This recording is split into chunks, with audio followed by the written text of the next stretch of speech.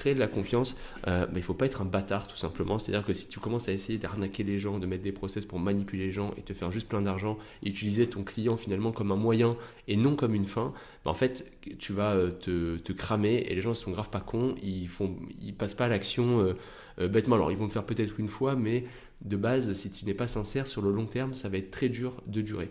Donc en fait, pourquoi moi je mets tout ça en place comme process, et on va parler chiffres, leads, machin, il va y avoir beaucoup de données, beaucoup de choses.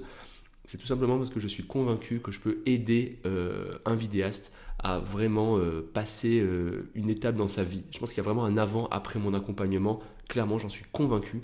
Et c'est la raison pour laquelle je veux tout faire pour qu'il passe à l'action, parce que je sais que s'il ne passe pas à l'action, en tout cas pour certains vidéastes que je rencontre, ils sont dans l'erreur en fait, tout simplement, et ils vont se cramer, et c'est dommage, et c'est ce qui va me rendre malheureux. Bon, je mets des guillemets, bien sûr ça ne m'empêche pas de dormir non plus, mais c'est un petit peu l'idée qu'il y a derrière. C'est-à-dire que là, on va mettre en place une ingénierie de confiance, mais l'idée, et je le dis, si jamais tu mets ça en mode je vais arnaquer plein de gens, trop bien, je vais être millionnaire sur le dos de ces pauvres idiots de clients, ça ne fonctionnera pas. Moi, je veux juste faire ce petit truc.